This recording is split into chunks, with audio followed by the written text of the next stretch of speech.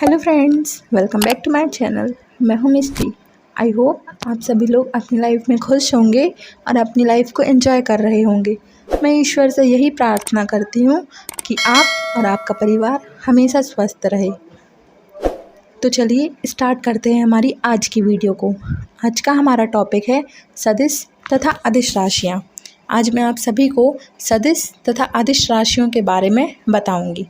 तो चलिए बिना टाइम को वेस्ट करे स्टार्ट करते हैं हमारी वीडियो को। पहले हम सदिश राशियों के बारे में बात करेंगे। तो सदिश राशियाँ वे भौतिक राशियाँ होती हैं जिनमें परिमाण तथा दिशा दोनों निहित होते हैं, उन्हें सदिश राशि कहते हैं।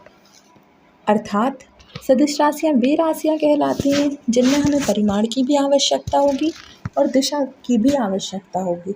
इसमें परिमाण तथा दिशा दोनों का होना आवश्यक है, तभी हमारी राशि सदिश राशि होगी। सदिश राशियों के कुछ उदाहरण हैं, जैसे वेग, बल, संवेग इत्यादि।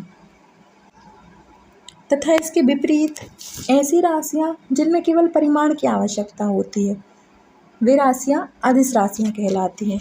अदिश राशियों में दिशा का होना आवश्यक नहीं है। जैसे अब हम सदिश राशियाँ तथा अदिश राशियों के कुछ उदाहरण देखेंगे, जैसे बल, संवेग, बल आघूर्ण, आवेग, भार, विद्युत क्षेत्र, विस्थापन, वेग, त्वरण आदि सदिश राशियाँ हैं। ये सभी सदिश राशियाँ क्यों हैं? क्योंकि इनमें परिमाण के साथ साथ दिशा भी है, इसीलिए ये सब सदिश राशियाँ हैं। तथा इसके विपरीत ऊर्जा, शक्ति, कोण, ताप, विद्युत, धारा लंबाई, दूरी, समय, क्षेत्रफल, द्रव्यमान, आयतन, घनत्व, दाब, कार्य और विद्युत विभव आदि अदिश राशियों के उदाहरण हैं, क्योंकि इनमें केवल परिमाण है, इनमें दिशा नहीं है।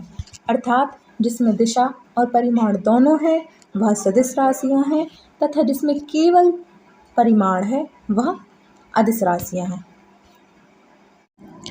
अब हम सभी सदिश राशि और अदिश राशि में अंतर देखेंगे। Difference between vector and scalar quantity. तो पहले बात करते हैं सदिश राशि अर्थात वेक्टर क्वांटिटी। तो यहाँ पर हम देखेंगे कि सदिश राशियों को व्यक्त करने के लिए परिमाण और दिशा दोनों की आवश्यकता होती है। अर्थात सदिश राशि जो होती हैं उनमें परिमाण का होना भी आवश्यक है और दिशा का होना भी आवश्यक है, तभी वह राशि सदिश राशि होगी। तथा इसी के पश्चात अदिश राशि में हम देखेंगे, जिसे इंग्लिश में स्केलर क्वांटिटी कहते हैं। तो अदिश राशियों को व्यक्त करने के लिए केवल परिमाण की आवश्यकता होती है, इसमें दिशा का होना आवश्यक नहीं है। इसके बाद हम देखेंगे कि सदिश राशियों को गणित के नियमों से हल नहीं किया जा सकता है, तथा इसी के विपरीत अदिश राशियों को गणित के नियमों से हल किया जा सकता है। इसका अर्थ यह है कि सदिश राशियों को हल करने के लिए हमें अन्य नियमों का पालन करना पड़ता है, सिर्फ गणित के नियम से यह हल नहीं हो सकते हैं। इसके पश्चात हम देखेंगे तो सदिश राशियों को दिखाने के लिए अर्थात सदिश राशियों को व्यक्त करने के लिए हमें उन पर ऊपर तीर लगाना पड़ेगा, तब हम यह बता पाएंगे कि यह सदिश राशियाँ हैं। तथा इसी के विपरीत अदिश राशियों को दिखाने या व्यक्त करने के लिए हमें केवल साधारण अक्षरों का प्रयोग करना होगा। इसके पश्चात यह तो हम सभी को पता है कि सदिश राशियों में दिशा होती है, तथा इसके पश्चात अदिश राशियों में दिशा नहीं होती है। सदिश राशियों के कुछ उदाहरण, जैसे बल, संवेग, बल आघूर्ण, आवेग, भार, इन सभी में परिमाण तथा दिशा दोनों उपस्थित हैं, इसीलिए यह सदिश राशियाँ हैं।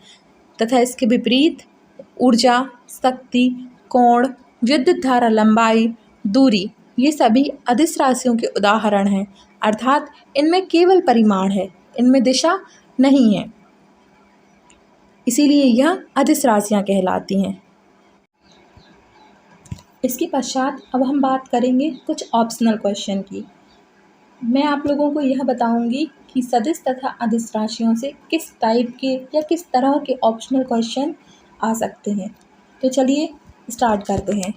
जैसे इसमें दिया गया है कि सदिश राशियों को व्यक्त करने के लिए परिमाण और दिशा दोनों की आवश्यकता पड़ती है। तो हमें यह क्वेश्चन आ सकता है कि सदिश राशियों को व्यक्त करने के लिए किसकी आवश्यकता होती है, दिशा की, परिमाण की, या दिशा और परिमाण दोनों की। तो हम सभी यह जानते हैं कि सदिश राशियों को व्यक्त करने के लिए परिमाण और दिशा दोनों की आवश्यकता होती है। तो वहाँ पर हम परिमाण तथा दिशा दोनों पर टिक करेंगे। ऐसे ही हमें अदिश राशियों के लिए क्वेश्चन आ सकता है कि अदिश राशियों को व्यक्त करने के लिए किस चीज़ की आवश्यकता होती है। तो वहाँ पर हम परिमाण पर टिक करेंगे। इसके पश्चात ये भी क्वेश्चन आ सकता है कि सदिश राशियों को गणित के नियमों से हल किया जा सकता है या नहीं किया जा सकता है।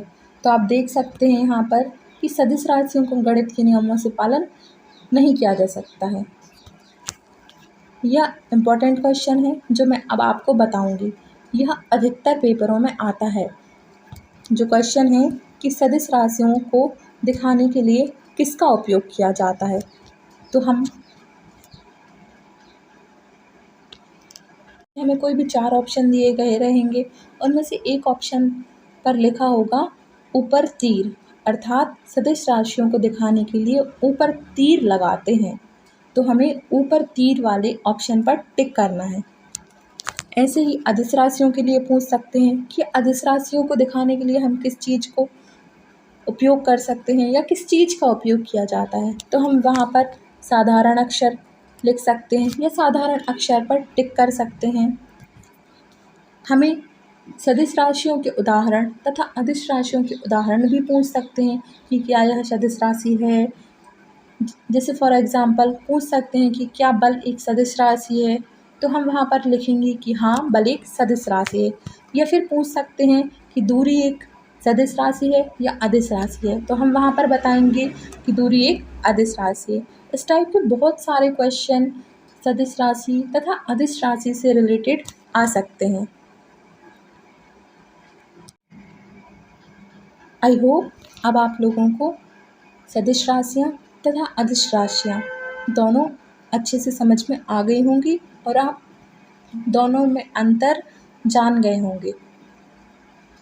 अगर अभी भी आपको इससे रिलेटेड कोई डाउट या कोई भी इशू प्रॉब्लम है तो आप हमें कमेंट कर सकते हैं। मैं फिर से और अच्छी क्लियरिटी से आपको बताने की कोशिश करूँगी। बस आज के लिए इतना ही। जल्द मुलाकात होगी ऐसे ही एक नए इन्फॉर्मेटिव वीडियो में। अगर आप लोगों को किसी भी टॉपिक से रिलेटेड कोई भी प्रॉब्लम है या कोई भी दिक्कत आ रही है उस टॉपिक में, तो आप उसे कमेंट कर सकते हैं। हम आपके कमेंट से रिलेटेड ही वीडियो लाएंगे। बस आज के लिए यहीं तक। जल्द मिलेंगे हमारे अपने चैनल प्रॉब्लम का सॉल्यूशन में। अगर आप लोगों को वीडियो पसंद आई है तो प्लीज़ वीडियो को लाइक, शेयर और वीडियो पर कमेंट करना ना भूलें। Thank you for watching this video. और अगर आपको वीडियो थोड़ी सी भी इंफॉर्मेटिव या अच्छी लगी है तो एक सब्सक्राइब तो बनता है ना यार।